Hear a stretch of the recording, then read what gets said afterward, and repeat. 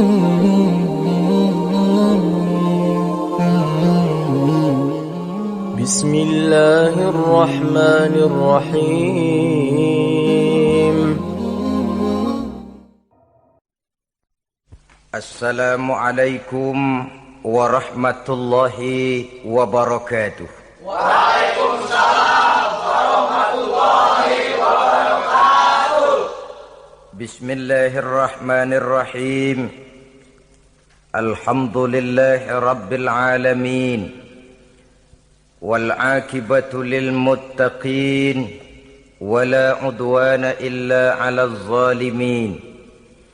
Wassalatu wassalamu ala ashrafil anbiya'i wal mursalin, imamil muttaqin, sayyidil ghurril muhajjalin, wa ala alihi wa ashabihil mujahidin at-tahirin, amma ba'du.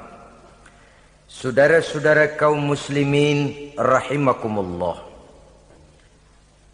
Nabi Musa alaihi salam adalah salah seorang nabi yang termasuk di dalam kelompok ulul azmi, 5 di antara yang terbesar. Beliau mendapat gelar kalimullah, artinya rasul yang pernah diajak dialog langsung oleh Allah Subhanahu wa taala. Seperti yang kita maklum bahwa di zaman Nabi Yusuf alaihi salam, beliau membawa serta seluruh keluarganya untuk tinggal di Mesir. Maka berkembang biaklah keturunan Bani Israel di tanah Mesir. Sampai di zaman pemerintahan Ramses II, yang merasa khawatir dengan semakin banyaknya keturunan Bani Israel di Mesir akan menghancurkan kekuasaan daripada kerajaannya. Ramses II inilah yang kita kenal sebagai Fir'aun di zaman Nabi Musa alaihi salam. Maka terjadilah kemudian kebijaksanaan yang tidak bijaksana. Orang-orang tua dari Bani Israel dikerjakan secara paksa, membangun bangunan-bangunan mercusuar. Kemudian bayi-bayi dari Bani Israel dibunuh. Orang tuanya disuruh kerja paksa, bayi laki-lakinya dibunuh. Dengan target agar Bani Israel hapus dari permukaan bumi ini. Tetapi kehendak Allah pasti juga akan terjadi. Maka lahirlah Nabi Musa alaihi salam, yang kelahirannya disembunyikan oleh orang tuanya dari pengetahuan umum. Namun bagaimanapun disembunyikan, kekhawatiran itu datang juga di hati ibu Nabi Musa alaihi salam. Allah kemudian memberikan ilham kepada ibu daripada Nabi Musa. Masukkan anakmu ke dalam satu peti, hanyutkan di sungai Nil. Itu dilakukan oleh ibu Nabi Musa alaihi salam. Dimasukkannya bayi Musa ini ke dalam peti, ditutup rapat, dihanyutkan di sungai Nil.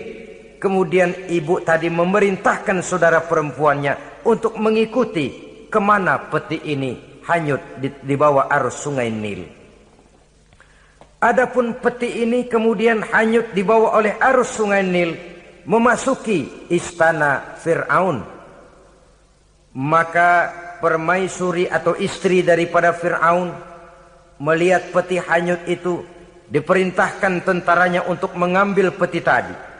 Manakala peti terbuka, berisi seorang bayi laki-laki yang sangat mungil, sangat gembiralah istri daripada Fir'aun. Diusulkannya kepada suaminya agar bayi laki-laki tadi diambil saja, dijadikan sebagai anak angkat, dipelihara dan dibesarkan dalam istana. Fir'aun menerima usul daripada istrinya. Maka sejak saat itu dijaga, dipelihara dan dibesarkanlah Nabi Musa alaihi salam di lingkungan istana Fir'aun laknatullah alaihi. Begitulah ia memasuki masa remajanya, tumbuh sebagai anak angkat daripada Fir'aun dengan segala fasilitas yang serba cukup di dalam istana Fir'aun.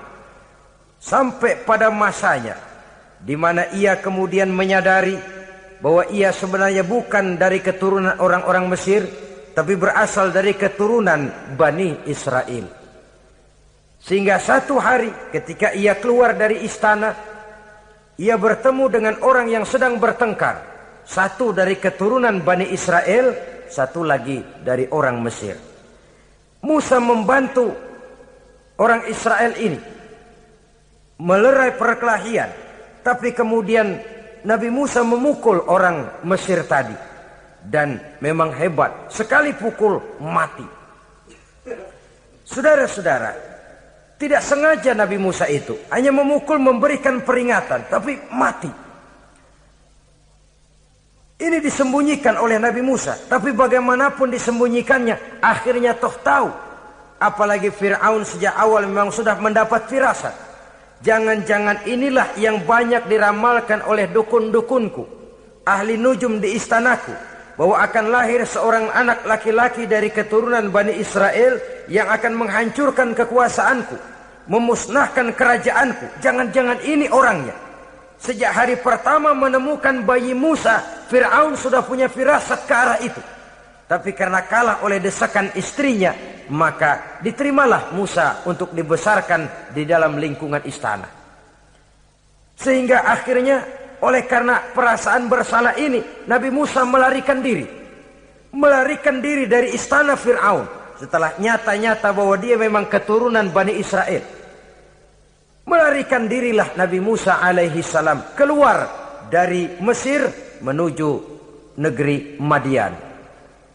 Di dalam pengembaraannya, saudara-saudara, di satu lembah, Nabi Musa ketika itu belum menjadi nabi. Pemuda Musa ketika itu sedang beristirahat. Dari kejauhan dilihatnya orang sedang berdesak-desakan. Rupanya adalah pengembala-pengembala kambing yang akan mengambil air dari dalam sumur. Mereka berdesak-desakan, berebut karena sumur cuma satu, yang ngambil air kelewat banyak. Di antara desakan-desakan orang itu, Nabi Musa melihat dua orang wanita, kakak beradik, minggir saja, tidak ikut berdesak-desakan. Nabi Musa menghampiri dua wanita tadi. Kamu sedang apa di sini? Kami sebenarnya ingin mengambil air. Kenapa tidak ikut berdesak-desakan? Itulah soalnya. Mereka laki-laki semua, gagah perkasa pula.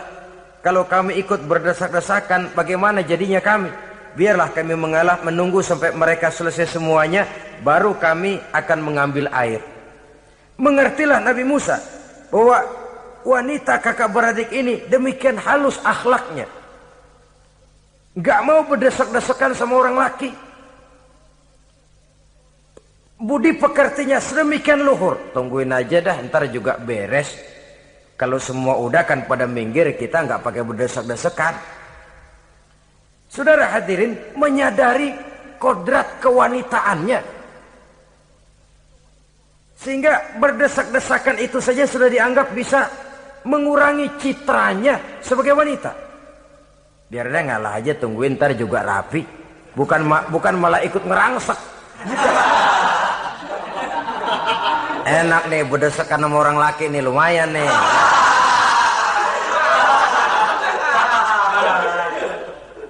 Sepintas itu saja sudah cukup bagi Nabi Musa, pemuda Musa, untuk menilai akhlak daripada wanita itu tadi. Oh, kalau kamu nunggu begini aja lama, kata Nabi Musa. Sudah, sini saya tolongin. Diambil embernya, Nabi Musa ikut berdesakan. Karena Nabi Musa memang kuat badannya. Gak lama sudah dapat air. Sodorkan ke sana. Si wanita segera tahu bahwa pemuda ini begitu baik budi pekertinya, mau menolong orang yang dalam kesusahan. Akhirnya, bagaimana kalau kamu ikut saja ke rumah saya? Bapak saya sudah tua, senang hatinya kalau kamu ikut ke rumah, kenalan sama bapak saya. Ayolah, ayolah, berangkatlah. Dalam perjalanan, si wanita ini berjalan duluan, Nabi Musa di belakang. Kemudian Nabi Musa bilang, sebentar, saya duluan, kamu belakangan. Kenapa rupanya?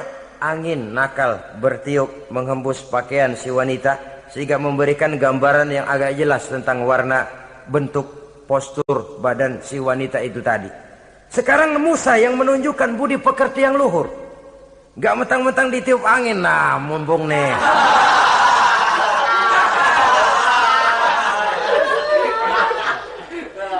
Rezeki nih, kapan lagi nyari yang begini ya? Jadi dua-duanya sudah menunjukkan satu akhlak yang sangat luhur. Dan manakala sampai di rumah si wanita kakak beradik tadi, diceritakanlah halnya bahwa dia ditolong oleh seorang pemuda. Inilah orangnya. Sangat bersukacitalah hati orang tua kedua wanita itu tadi. Lalu usul si wanita tadi, Pak, kita kan di sini banyak punya kambing, nggak ada yang bantuin gembala. Bapak sudah tua. Kalau ini orang kita minta tinggal di sini saja, gimana Pak? Ya terserah kamulah. Akhirnya Nabi Musa tinggal di sana. Menurut satu riwayat 8 tahun ikut mengembalakan kambing. Dan orang tua tadi tidak lain adalah Nabi Syuaib alaihi salam, yang pada akhirnya kemudian Nabi Musa dikawinkan dengan wanita itu tadi. Setelah berumah tangga, Nabi Musa ingat kembali bahwa ia sesungguhnya keluar dari Mesir karena menghindarkan diri. Bahwa kaumnya Bani Israel hidup di Mesir itu tertindas di bawah rezim kekuasaan Fir'aun yang zalim. Dikerjakan secara paksa, wanita dipermalukan, bayi-bayi laki-laki dibunuh. Tergerak hatinya. Dia sudah enak, punya mertua bijaksana, punya istri cantik, hidup tenang sebagai pengembala kambing. Tapi nurani kebangsaannya berontak. Saya tidak boleh bersenang-senang sementara bangsa saya ditindas. Saya tidak boleh menari di atas bangkai saudara saya. Saya tidak boleh tersenyum di atas penderitaan saudara-saudara saya. Saudara-saudara saya Bani Israel merintih di bawah penindasan Fir'aun. Saya harus membebaskan mereka. Diceritakanlah hal ini kepada mertuanya. Wah, ya kalau pakai bahasa mertua, saya mau kembali ke Mesir. Untuk apa Musa? Untuk menyelamatkan saudara-saudara saya Bani Israel yang masih dalam cengkraman kezaliman rezim Fir'aun. Saya harus membebaskan mereka. Ya kalau memang itu tekadmu nak, berangkatlah. Bapak mengiringimu dengan doa. Berangkatlah Nabi Musa bersama istrinya. Sampai ketika beliau sedang istirahat di satu lembah, dari kejauhan beliau melihat ada api menyala. Beliau berkata kepada istrinya, kau tunggu di sini.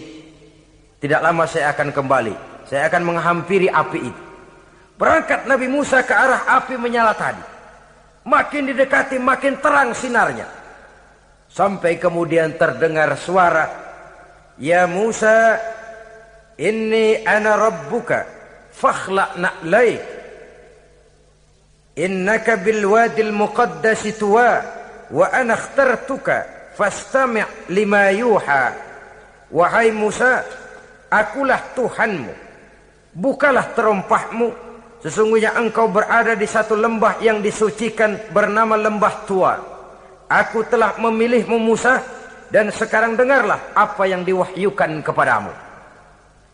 Pada saat itulah turun wahyu pertama, dan resmilah sudah Nabi Musa diangkat menjadi Rasul oleh Allah subhanahu wa ta'ala.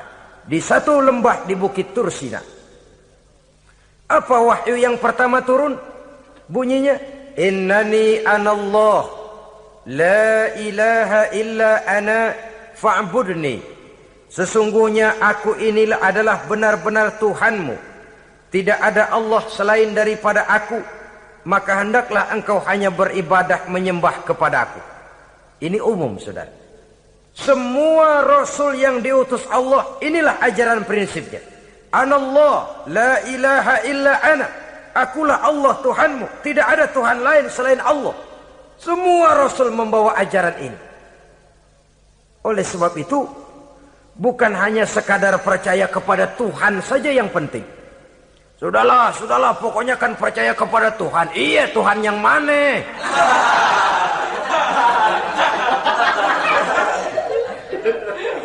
Sebab kalau sekadar percaya kepada Tuhan, rasanya semua agama percaya kepada Tuhan. Begitulah orang Hindu percaya kepada Tuhan, tapi Tuhan menurut mereka Trimurti, Wisnu, Siwa, Brahma.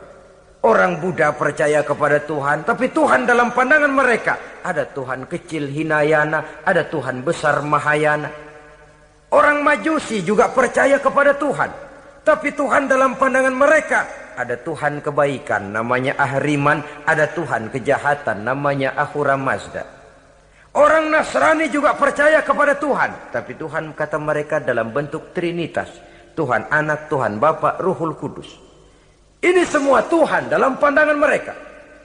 Jadi kalau sekadar percaya kepada Tuhan, percaya kepada Tuhan, percaya kepada Tuhan, Tuhan yang mana? Itu yang prinsip. Itu yang prinsip. Sebab salah kita dalam mempercayai Tuhan, kita akan terjebak ke dalam penyakit kalau tidak kufur, syirik. Dan dua-dua itu bapak moyangnya dosa. Sebab itu Islam menyelamatkan kita masyarakat manusia. Ya ayyuhan nasu ubudu rabbakumul ladzi khalaqakum. Hai manusia, Tuhanmu yang perlu kamu sembah itu hanyalah Tuhan yang telah menciptakan kamu. Dan itu tidak lain adalah Allah yang lam yalid wa lam yulad wa lam yakul lahu kufuwan ahad, yang laisa kamitslihi syai'un. Ia tidak beranak, ia tidak diperanakkan, dan ia tidak bisa diserupakan dengan apapun. Dialah Allah itu. Begitu wahyu yang diberikan kepada Adam, kepada Nuh, kepada Ibrahim, kepada Yusuf, bahkan kepada Musa alaihi salam. Innani anallah, la ilaha illa ana fa'budni. Akulah Allah, Tuhanmu. Tidak ada Tuhan lain selain daripada aku Allah. Maka kepadakulah kamu hanya menyembah. Ini wahyu yang pertama turun, sudah berisi tauhid. Jadi hakikatnya agama Yahudi, saudara, adalah agama tauhid. Agama monoteis, agama yang mengajarkan hanya ada satu Tuhan untuk seluruh alam, dan Tuhan itu adalah Allah Subhanahu wa ta'ala. Sebab itu syahadat orang Yahudi bunyinya begini: Shema Yisrael, Yahweh Elohenu, Yahweh Echad. Ini syahadatnya orang Yahudi. Itu perbedaan bahasa Suryani Ibrani dengan bahasa Arab. Kita Isma itu bahasa Arab, dia Shema. Isma, Shema. Shema Yisrael, Yahweh Elohenu, Yahweh Echad. Ahad Echad.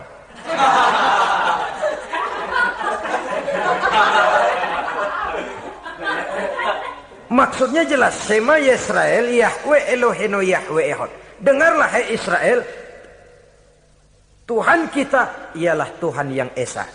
Yahweh kata mereka, Tuhan kita ialah Tuhan yang Esa. Esa tunggal, tidak beranak, tidak diperanakan. Kalau masih beranak, masih diperanakan, jangan Esa disebut, sebab dia masih berbilang. Dan maha suci Allah daripada sifat berbilang. Jadi asas dari seluruh misi yang dibawa oleh Rasul yang 25 itu sama, tauhid inti ajarannya. Setelah tauhid, wa aqimis sholata li dzikri, dan dirikanlah solat untuk mengingat aku. Jadi solat pun diwajibkan kepada Nabi Musa. Cuma teknisnya yang berbeda. Bagaimana solat di zaman Nabi Musa, bagaimana solat di zaman Nabi Sulaiman, bagaimana solat di zaman Nabi Muhammad. Prinsipnya sama, solat. Teknisnya yang berbeda. Di zaman Nabi Sulaiman, konon solat itu tidak pakai ruku, tidak pakai sujud, diri saja.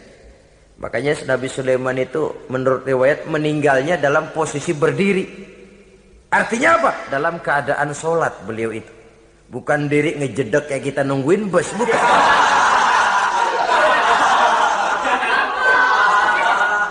Berdiri dalam kondisi solat. Tapi yang jelas solat itu setiap Nabi. Hanya teknisnya saja yang berbeda. Jadi ini sudah akidah dan syariat.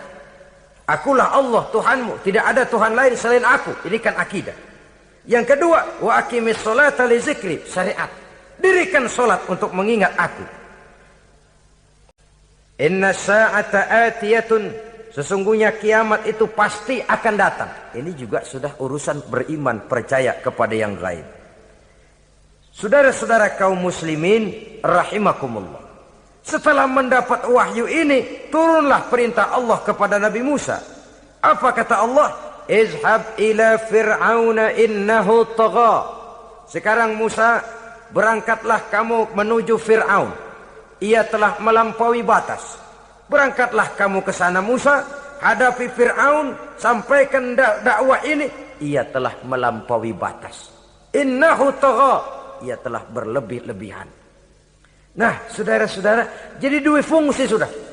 Kalau pada mulanya Nabi Musa berniat kembali ke Mesir hanya untuk membebaskan kaumnya Bani Israel, sekarang malah bertambah. Tidak hanya sekedar itu, malah lebih utama adalah menyampaikan risalah, menyampaikan misi kerasulannya, menyadarkan Fir'aun, menegakkan tauhid, mengembangkan syariat. Bertambahlah tugas Nabi Musa sebagai pejuang bangsa, juga sebagai mujahid, pejuang agama. Pada mulanya sebagai pejuang bangsa tuh. Artinya Nabi Musa ini kembali kepada Fir'aun di Mesir, tujuannya tadi kan cuma untuk membebaskan Bani Israel kaumnya. Ini pejuang bangsa. Tapi di tengah jalan ia mendapat wahyu. Berangkat kau kepada Fir'aun, innahu tagha, ia telah melampaui batas. Sadarkan dirinya. Canangkan tauhid, sampaikan syariat. Bertambahlah tugasnya. Lebih daripada sekedar pejuang bangsa, ia juga pejuang agama, pejuang tauhid. Dwi fungsi. Kadang-kadang ada pejuang agama, tapi tidak pejuang bangsa. Kadang-kadang ada pejuang bangsa, tapi tidak pejuang agama. Nah, saudara-saudara kaum muslimin, rahimakumullah. Idealnya, ya kedua-duanya. Ya pejuang agama, ya pejuang bangsa juga. Mendapat tugas seperti ini, apa permohonan Nabi Musa alaihi salam?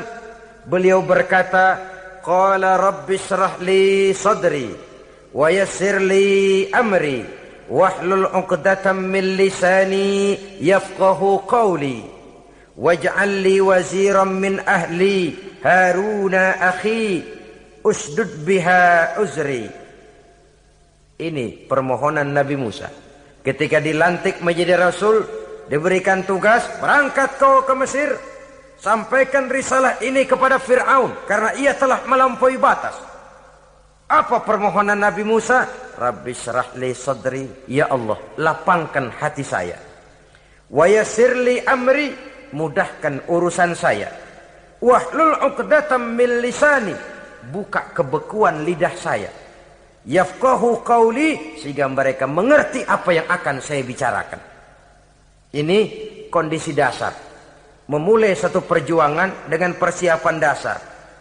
Apa permohonan pertama? Isyrah li sadri, lapangkan jiwa saya. Menghadapi musuh dengan jiwa yang lapang itu penting. So, kalau kita menghadapi musuh dengan jiwa yang sempit, kita sudah kalah sebelum perang. Menghadapi musuh dengan jiwa yang lapang, artinya masih berharap kalau dia mau mengikuti ajaran ini. Jadi pada tahap pertama itu datang bukan sebagai orang yang mau membasmi, tapi sebagai orang yang mau menyelamatkan. Ini perlu jiwa yang lapang. Sebab dakwah Nabi Musa itu kan pertama menyadarkan Fir'aun dulu. Nanti akan kita lihat setelah disadarkan dengan kata-kata, tidak kena juga dengan bukti berupa mukjizat. Masih bandel juga. Musa mohon supaya dikirim bencana. Masih nggak mempan juga, habis dah urusan. Jadi ada tahapan sesuai dengan kemungkinan Fir'aun bisa menerima. Sama juga bayi itu kan kalau baru lahir ke dunia, brol, kasih susu emaknya dulu. Gedean dikit, bubur. Gedean lagi, nasi ulek dah. Udah gede betul, nasi. Udah gede banget, jengkol jijelin.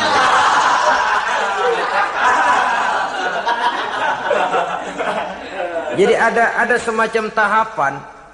Kalau begitu lahir dikasih jengkol kan habis. Peringatan dulu. Setelah peringatan, bukti berupa mukjizat. Dihadapkan dengan sihir, menang mukjizat. Masih tidak mempan juga, teguran, dikirimkan azab, dikirimkan bencana. Masih tidak mempan juga. Sudah ditenggelamkan oleh Allah di Lautan Merah. Itu akan kita ceritakan kemudian nanti. Jadi apa yang diminta oleh Nabi Musa, ya Allah, lapangkan hati saya menghadapi Fir'aun ini. Fir'aun CS, Fir'aun, Haman, dan lain-lain. Dan jangan lupa Fir'aun itu cuma ya hakikat tapi juga simbol. Hakikatnya memang ada yang namanya Fir'aun itu. Simbol karena Fir'aun selalu berkembang. Di setiap zaman, di setiap tempat, Fir'aun selalu ada. Cuma liciknya Fir'aun ini kemana dia pindah, ke situ dia ganti nama. Orang sering lupa. Padahal isinya Fir'aun. Namanya bisa Hitler, namanya bisa Mussolini, namanya bisa Stalin. Tapi isinya Fir'aun. Kemana dia tinggal, di situ dia ganti nama. Simbol dari kekuasaan yang terlepas dari kontrol iman. Simbol dari kekuasaan yang menyebabkan orang lupa diri dan lupa daratan. Dan sebenarnya mah Fir'aun mulanya cuman raja tuh. Raja doangan dia. Cuman kelamaan jadi raja, kagak mau turun-turun. Akhirnya dia menganggap tidak ada yang lebih tinggi daripadanya. Apalagi ketika Nabi Musa datang mengajarkan ada Tuhan lain, yaitu ada Tuhan yang sebenarnya, yaitu Allah. Lah Fir'aun sampai kepada puncak kekurang ajarannya, memproklamirkan diri sebagai Tuhan. Ana rabbukumul a'la. Bukan karena kebodohannya sebenarnya, tapi karena gengsi kekuasaannya. Nah ini, gengsi kekuasaan ini sering menyebabkan orang overacting. Fir'aun bukan bodoh, bukan. Fir'aun bukan tidak tahu kalau Musa itu benar, tahu. Fir'aun bukan tidak ngerti kalau itu mukjizat, sihir kalah, tahu. Tapi gengsi kekuasaan. Gua kan raja, masa di depan rakyat tunduk sama Musa? Gengsi dong.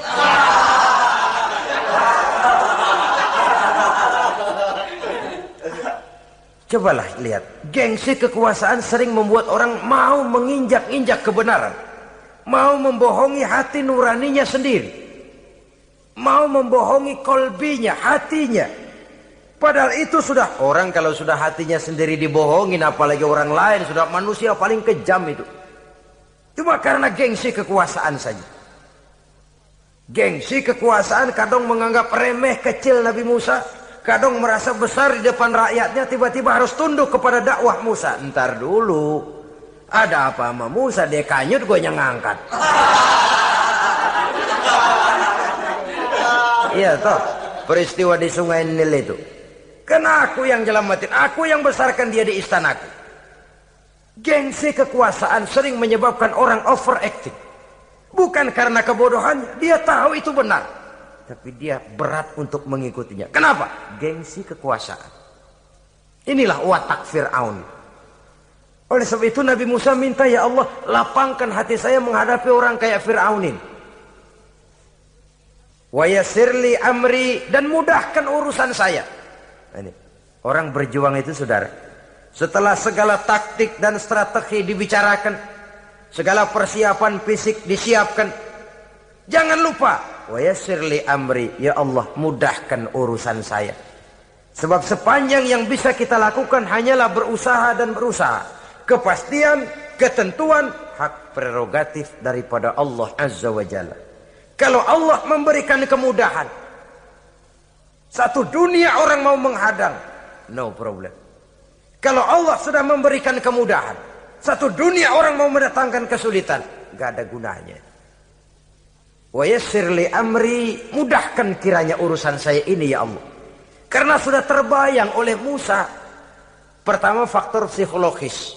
Bagaimanapun Fir'aun itu kan bapak angkat sendiri. Ya orang kalau nasihatin orang lain barangkali nggak terlalu jadi beban moral. Tapi kalau sudah menasehati orang yang pernah mengasuh dan membesarkan dia, itu kan beban moral. Sulit posisi ini.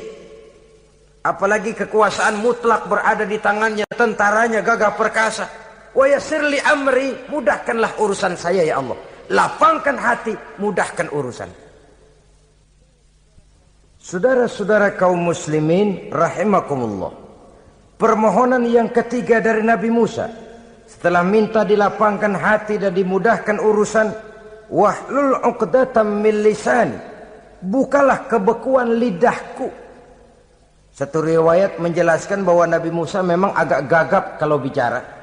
Riwayat lain menjelaskan bahwa beliau agak sedikit cadel. Tapi yang jelas, minta agar dibukakan kebekuan lidah. Ini mengandung satu pelajaran, bahwa cara menyampaikan sesuatu akan sangat menentukan sesuatu itu sendiri. Sesuatu yang baik, kalau salah cara kita mengucapkannya, salah cara kita menyampaikannya, jadi tidak baik kesan orang. Ini soal ucapan. Soal hati itu Allah saja yang tahu. Tapi kan orang sebelum tahu hati ini, omongan yang didengar, tingkah laku yang dilihat. Maka ini yang diminta oleh Nabi Musa alaihissalam. Misi risalah ini berat. Menyampaikan pesan ilahi ini tidak ringan. Kalau salah saja ngomong, akan timbul kesalah pengertian. Oleh sebab itu, wahlul 'uqdatam min lisani, bukalah kebekuan lidah saya ini, supaya lancar bicara untuk menyampaikan yang hak, menghancurkan yang batil. Cara kita menyuguhkan sesuatu sangat menentukan sesuatu itu sendiri. Saudara datang ke rumah saya, yang saya suguhkan cuma segelas teh pahit dan singkong goreng. Tapi kalau dengan kata-kata yang menyentuh, enak didengar telinga, nggak berasa tuh singkong goreng. Sebaliknya yang disuguhkan makanan mahal, mewah, lezat, caranya kasar, omongannya nggak enak didengar. Makan dah sikat abis ini, gue tahu lu lapar abis ini.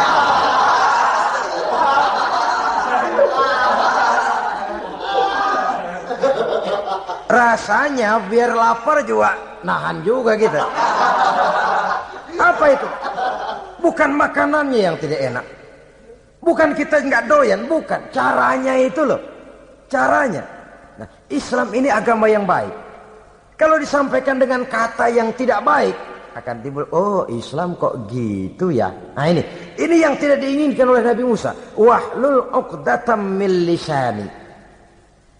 Kita begitulah dalam kehidupan ini, kadang mendengar satu ceramah bisa berurai air mata, bisa histeris, bisa gembira. Kenapa? Kepandaian orang menyampaikannya. Bicara dia 2-3 jam, rasanya baru 5 menit. Baru sebentar kok, tahu-tahu sudah selesai. Ada yang udah setengah jam, baru seperempat jam ngomong, udah rasanya udah kayak 3 jam.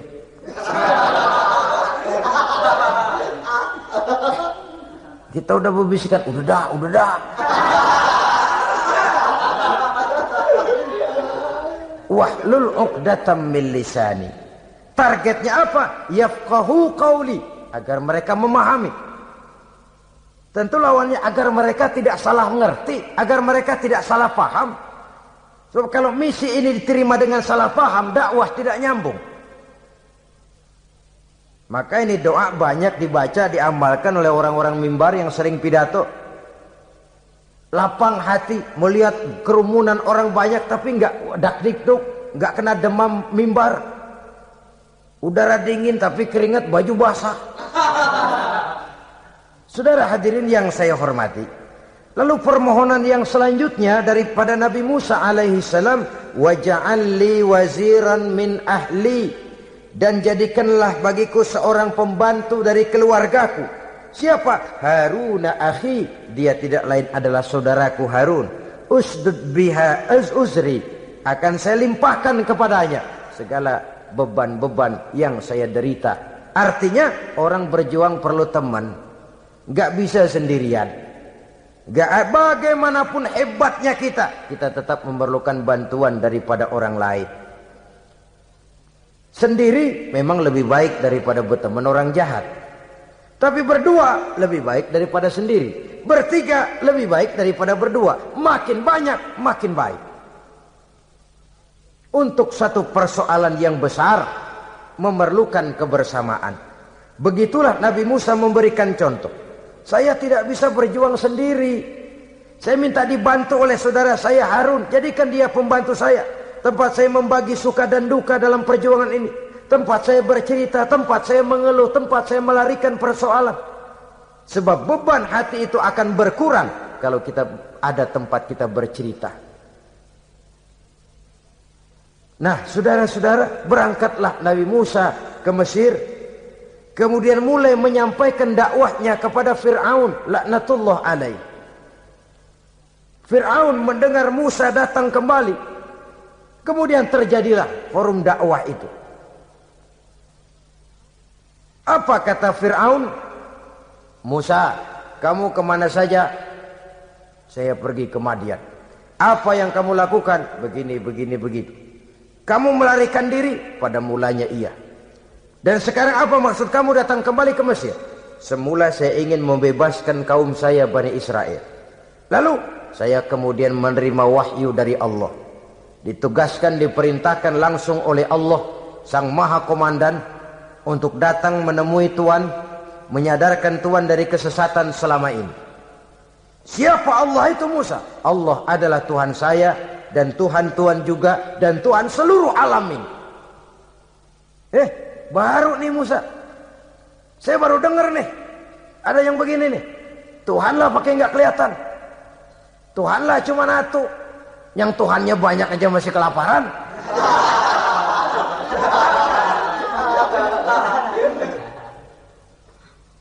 Di mana Tuhan? Tuhan saya bersemayam di aras, tempat yang sangat tinggi. Hei Haman, kata Fir'aun kepada Perdana Menterinya, bikin menara yang tinggi. Bikin rakyat kerja paksa lagi, bikin menara tinggi, naik Fir'aun ke atasnya, melepas panah dari atasnya. Menurut satu riwayat, panah itu ditangkap oleh malaikat, ditublaskan ke ikan, lalu dikembalikan lagi kepada Fir'aun dalam kondisi di mana panah itu berdarah. Dia tangkap lagi oleh Fir'aun, turun ke bawah, pidato di depan rakyatnya. Lihatin, Tuhan Musa udah saya panah nih. Mati. Saudara hadirin yang saya hormati, dengan segala macam dalih Fir'aun mencoba mengingkari dakwah Nabi Musa alaihi salam. Baiklah Musa, andai kata kamu benar, apa buktinya? Tuhan mau apa? Kamu sanggup menandingi tukang sihir saya? Insya Allah. Ayo kumpul tukang sihir, kumpul. Kumpulkan tukang sihir, dilepaskan tali-tali kecil, berubah jadi ular mengejar Musa. Musa oleh Allah difirmankan, lemparkan tongkatmu Musa. Musa melemparkan tongkatnya. Tongkat Musa kemudian berubah menjadi ular besar yang menerkam ular-ular kecil tadi. Habis itu ular kecil ciptaan tukang sihir Fir'aun. Begitu hebat mukjizat yang diberikan Nabi Musa, dan Fir'aun tahu itu mukjizat. Tapi dia ingkar juga. Tidak mau beriman. Sudah nyata bukti, sudah jelas saksi, dia tetap ingkar. Akhirnya Nabi Musa berdoa memohon kepada Allah, Rabbana innaka ataita fir'auna wa mala'ahu zinatan wa amwalan fil hayatid dunya. Wahai Allah, sungguh engkau telah memberikan kepada Fir'aun dan para pembesarnya zinatan, segala macam perhiasan, wa amwalan, dan segala macam harta benda, fil hayatid dunya, di dalam kehidupan dunia ini. Rabbana liyudillu an sabilik, semuanya hanya menyebabkan mereka jadi sesat dari jalanmu. Rabbana tmis ala amwalihim, ya Allah binasakanlah mereka di dalam hartanya. Wasdud ala qulubihim, tutuplah pintu hatinya. Fala yu'minu hatta yarawul azabal alim, mereka tidak akan beriman sampai mereka melihat azab yang sangat pedih. Sudah dibuktikan dakwah baik-baik tidak mempan. Bukti berupa mukjizat tidak kena. Sampai dikirimkan teguran berupa berbagai macam bencana, masih tidak juga beriman. Akhirnya Nabi Musa memutuskan, kalau begitu menyelamatkan kaum dululah. Kaumnya Bani Israel dibebaskan dari perbudakan. Dibawa oleh Musa keluar dari Fir'aun, dari Mesir. Dikejar oleh Fir'aun. Dalam pengejaran ini sampailah Nabi Musa di tepian Laut Merah. Buntu, depan laut, belakang tentara Fir'aun. Maju, kecebur. Mundur, kepergok musuh. Enggak ada pilihan lain. Dalam kondisi seperti ini, Allah subhanahu wa ta'ala berfirman kepada Musa, lemparkan tongkatmu ke laut, hai Musa. Musa melemparkan tongkatnya ke laut. Terjadilah mukjizat. Laut terbelah, jalan muncul ke permukaan laut. Lewat Musa di jalan itu. Fir'aun terus mengejar. Ketika Musa sampai di tepian sebelah sana, Fir'aun masih di tengah jalan. Laut menutup kembali, hilang itu jalanan. Fir'aun dan seluruh tentaranya tenggelam di Lautan Merah. Mati. Pada saat kondisi seperti itulah Fir'aun dalam keadaan menghadapi sakaratul maut, napas cengap-cengap, hampir putus di leher, berkata dia, amantu bi Rabbi Musa wa Harun. Kalau begini mah saya juga percaya dah sama Tuhan. Percaya dah sama Tuhannya Musa dan Tuhannya Harun. Kata malaikat maut, kemarin kemana mas?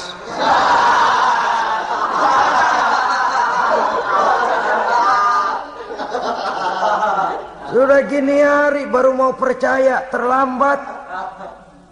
Terlambat. Akhirnya Fir'aun mati. Mati, tapi badannya utuh. Allah berjanji, wa kadzalika nunajjika bi badanika litakuna liman khalfaka ayah. Kami selamatkan badanmu Fir'aun agar menjadi pelajaran bagi orang-orang sesudah kamu nanti. Fir'aun mati, tapi badannya selamat terdampar di tepi pantai. Oleh rakyat Mesir, wah ini raja kita nih. Raja kita, ketemu. Hidup, mati.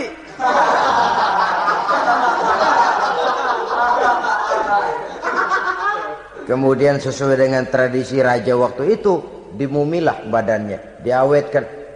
Sehingga sampai sekarang jenazah atau jasad daripada Fir'aun ini masih tersimpan dengan baik di museum negara di Mesir itu. Saudara-saudara kaum muslimin rahimakumullah.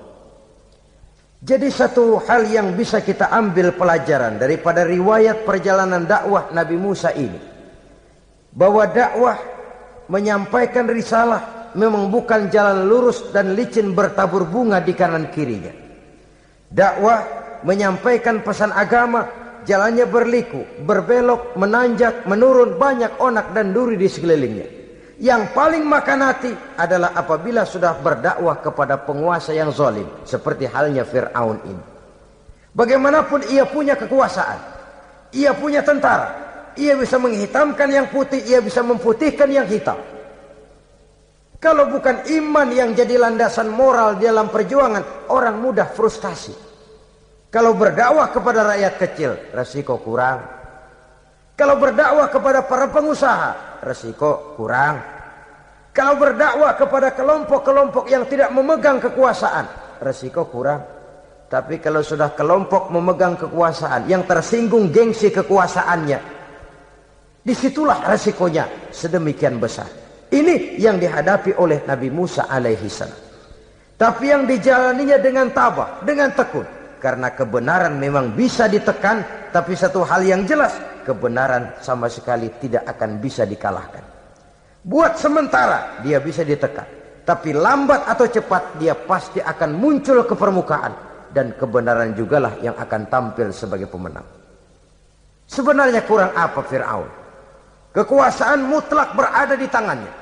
Seluruh menteri-menterinya adalah pendukungnya belaka. Rakyat dipaksa untuk takut dan taat kepadanya. Dia adalah kekuasaan tunggal di Mesir. Sementara kaum Bani Israel berada di bawah penjajahannya, penindasannya, kesewenang-wenangannya. Dan bahkan ketika Nabi Musa sudah menyampaikan dakwahnya, Fir'aun malah sempat mengungkap jasa. Musa, kamu kok sekarang bisa begitu? Enggak ingat ya dulu, kamu hanyut di sungai Nil, istri saya kan yang angkat. Saya yang besarkan di istana saya. Kok sekarang kamu bisa ngelawan saya sih? Ini biasa. Apa jawab Nabi Musa? Kenikmatan yang kau berikan kepada saya belum seberapa ketimbang penghinaanmu kepada kaum saya Bani Israel.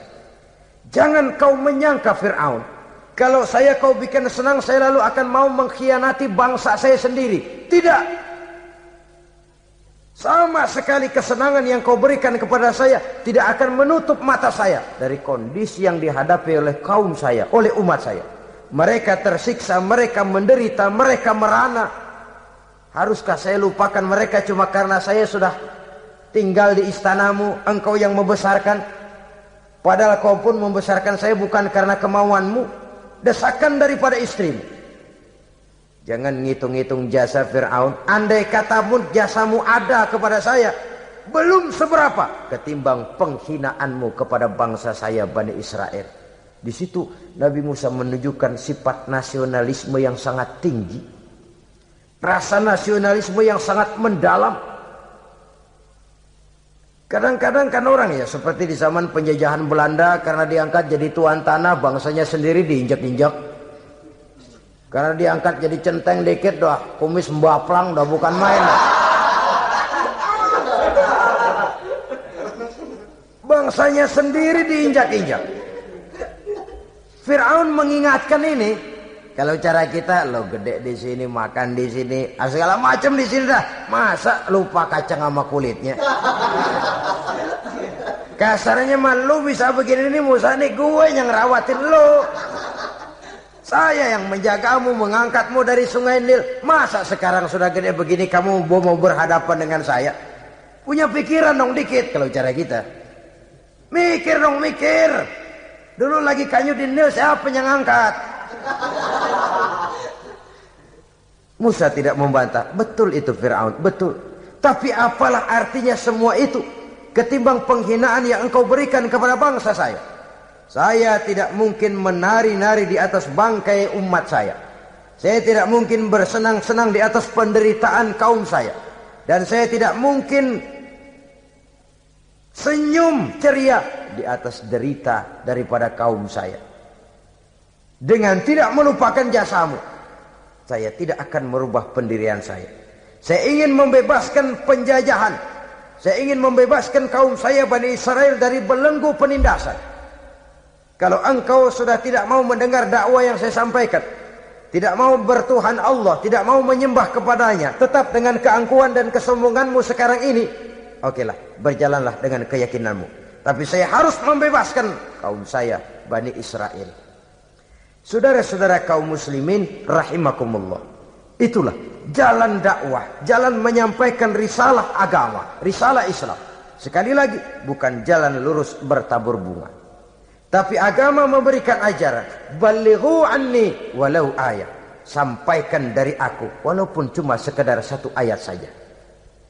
Tugas ini memang mulia tapi berat. Tugas ini memang terhormat tapi penuh resiko. Ya kalau menyampaikan asal sekedar menyampaikan, sudahlah, pokoknya nyampein, percaya syukur kagak, udah dah. Bukan cuma sekadar itu, ada semacam tanggung jawab moral. Maka kondisi dasar yang dilakukan oleh Nabi Musa, permohonan yang tadi itu, ya Allah lapangkan hati saya. Jalan ini penuh onak dan duri, berliku, menanjak, menurun. Banyak halangan, tentangan, rintangan, dan fitnahan. Kemudian mudahkan urusan saya. Menentang kekuasaan Fir'aun bukan perkara ringan. Bukan urusan main-main. Menentang raja yang sedang berkuasa. Kekuasaannya mutlak, otoriter pula. Diktator murni Fir'aun itu. Mudahkan urusan saya menghadapi jalan ini ya Allah. Karena tidak mungkin menurut otak. Mana bisa kata kebiasaan, impossible kata rasio. Kalau Allah mau memudahkan, semua jalan akan terbuka dengan mudah. Tapi kalau Allah yang mempersulit, bagaimanapun matangnya perhitungan strategi, taktik, rencana, program, planning, kalau Allah mempersulit, jalan itu akan jadi buntu jadinya. Oleh sebab itu maka persiapan zahir harus diimbangi dengan persiapan batin. Untuk menegakkan sesuatu yang hak, menghancurkan sesuatu yang batil, sebagaimana yang dilakukan oleh Nabi Musa alaihi salam ini. Dan segala macam tantangan dihadapi oleh Nabi Musa. Kau menyampaikan risalah bahwa engkau Rasul? Ya. Kau punya bukti? Siap. Apa buktimu? Ini, tongkat dilempar jadi ular, tangannya dimasukkan ke saku baju, lalu dikeluarkan bersinar gemerlapan, lebih sinar dari lampu merkuri. Sampai Fir'aun silau dibuatnya berasa. Sudah Musa, sudah, masukkan tanganmu lagi, masukkan tanganmu lagi. Dia tahu, dia sadar itu bukan sihir. Tapi lagi-lagi gengsi kekuasaannya. Sehingga pantas kalau Nabi pernah bersabda, afdalul jihad kalimatu haqqin inda imamin jair. Jihad yang paling besar adalah mengucapkan kebenaran di depan penguasa yang zalim. Menyampaikan kebenaran di hadapan penguasa yang zalim. Tapi kan berat, saudara. Sulit. Apalagi kalau belum apa-apa udah ngeri. Udah jangan dah.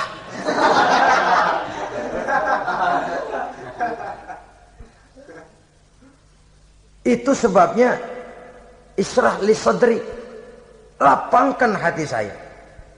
Saya tidak punya kepentingan apa-apa kecuali menyampaikan kebenaran. Kalau sudah ada kepentingan pribadi, itu yang sering jadi handicap. Itu yang sering jadi jurang pemisah antara kita dengan orang yang akan kita sampaikan kebenaran tadi. Saudara-saudara kaum muslimin rahimakumullah, maka terasa benar relevannya doa yang diajarkan oleh Rasul kepada kita. Allahumma arinal haqqa haqqa warzuqna ittiba'ah wa arinal batila batilan warzuqna ijtinabah. Ya Allah, tunjukkan kepada saya bahwa yang benar itu benar, berikan saya kekuatan untuk mengikutinya. Ya Allah, tunjukkan kepada saya bahwa yang salah itu salah, berikan saya kekuatan menghindarinya. Kenapa? Orang sering tahu bahwa itu benar, tapi tidak berdaya mengikutinya. Seperti Fir'aun tahu bahwa Musa itu benar. Abu Jahal, Abu Lahab juga tahu bahwa Nabi Muhammad itu benar. Abrahat juga tahu bahwa Nabi Ibrahim itu benar. Namrus juga tahu Ibrahim itu benar. Tapi mereka tidak berdaya mengikuti kebenaran karena gengsi kekuasaannya. Kadang kita tahu bahwa itu salah. Salah itu. Tapi karena dilakukan oleh orang yang punya kekuasaan, kita lalu tidak berdaya menghindarinya. Malah terjebak ikut-ikutan salah. Lalu menghibur-hibur diri. Sudahlah, tak ada gading yang tak retak. Bukankah dengan demikian kita sudah melegimitir kesalahan? Tahu bahwa itu benar dan mampu mengikutinya, itu nikmat. Tapi tahu itu benar namun tidak berdaya mengikutinya, itu mendatangkan siksaan batin. Tahu itu salah dan mampu menegur, itu nikmat. Tahu bahwa itu salah tapi larut ikut salah, nimbrung dalam kesalahan, itu mendatangkan tekanan batin. Jadi tahu kebenaran itu penting, tapi terketuk hati mengikuti kebenaran itu jauh lebih penting. Semua kita tahu Islam itu benar. Tapi semua yang tahu Islam itu benar, maukah mengikuti ajaran Islam? Tidak. Tidak. Semua orang tahu kalau judi itu batil. Hatta penjudi yang paling kakap pun mesti tahu kalau itu batil, itu tidak baik. Tapi dia tidak berdaya untuk menghindarkannya. Terjebak ke dalam penyakit itu tadi.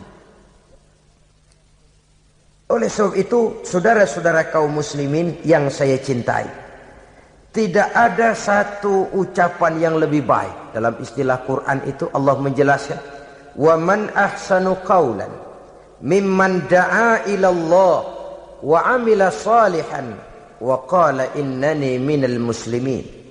Ucapan siapakah yang lebih baik dalam hidup ini selain daripada mimman da'a ila Allah, selain daripada ucapan orang-orang yang menyeru ke jalan Allah, orang-orang yang menyadarkan kepada agama, ini jalan Allah, mari ikuti. Itu jalan setan, mari tinggalkan. Wa amila salihan, tidak cukup sekedar berdakwah mengajak orang ke jalan Allah, dia juga beramal soleh. Dia bangun rumah sakit, dia bangun madrasah, dia bangun masjid, dia makmurkan majelis taklim, dia santuni yatim piatu. Wa qala innani minal muslimin, seraya berkata, saya termasuk orang yang berserah diri kepada Allah. Da'a ila Allah wa amila salihan wa qala innani minal muslimin. Menyerukan manusia ke jalan Allah, beramal soleh, dakwah bil hal kata orang sekarang. Kemudian mereka pada akhirnya berkata, kami adalah sekelompok orang-orang yang sudah berserah diri kepada Allah. Segalanya diserahkan kepada Allah. Lahirlah kedamaian rohani, ketegaran pribadi, ketentraman batin di dalam dia melaksanakan tugasnya. Kalau tidak, maka nanti ya tuh orang kan gua ajak baik-baik nyuruh sembahyang, ngapa gua dimusuhin? Dipikirin, kurus dah. Ampek gaya dah. Maka nanti soal orang mau beriman atau tidak itu bukan urusan kita. Tugas kita hanya sekedar penyampai. Tugas Rasul hanya sekedar penyampai. Kalau dakwah sudah disampaikan, metode sudah disusun, pendekatan sudah baik, tapi orang tidak mau beriman, Allahumma inni qad ballaghtu, ya Allah sudah saya sampaikan, ya Allah sudah saya peringatkan, ya Allah sudah saya sampaikan, ya Allah sudah saya tegur. Kalau toh tetap begitu juga, sudah saya sampaikan ya Allah. Di sana kelapangan lalu tumbuh. Jadi dengan kata lain, kita hanya berusaha, hidayah adalah di tangan Allah. Oleh sebab itu, kita ini termasuk yang bersyukur telah mendapat limpahan hidayah ini. Kalau kita lihat Fir'aun CS termasuk Haman, Perdana Menterinya, dan seluruh bala tentaranya, kurang apa? Mereka lihat mukjizat. Mereka saksikan kebesaran Allah. Di dunia juga mereka sudah dikirim bencana, teguran kepada mereka, entah tidak juga beriman. Dan strategi Nabi Musa mula-mula dialog, diajak ngomong, diajak bicara, diajak mikir, tukar pikiran. Allah itu begini-begini, oh tidak bisa, iya begini-begitu. Masih tidak percaya juga, dibuktikan mukjizat, tongkat jadi ular, tangan bisa mengeluarkan sinar. Masih ingkar juga, keluar doanya nih. Doa yang ada dalam surah Yunus ayat 88-89. Rabbana tmis ala amwalihim. Ya Allah cukup dah.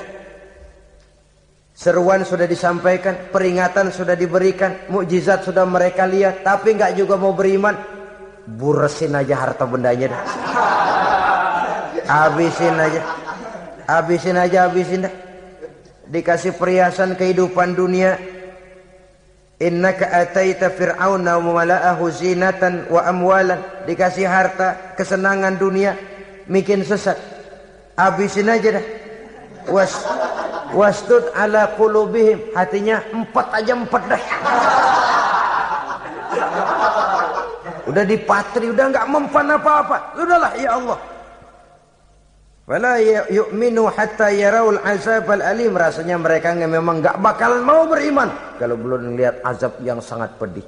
Dan memang setelah timbul tenggelam, napas mau sekarat, baru beriman. Terlambatlah sudah. Nah, saudara-saudara kaum muslimin rahimakumullah, bagaimana akhir daripada perjalanan Nabi Musa ini, insya Allah akan kita bicarakan pada pertemuan berikutnya. Terima kasih atas perhatian saudara. Mohon maaf atas segala kekurangan. Wassalamualaikum warahmatullahi wabarakatuh.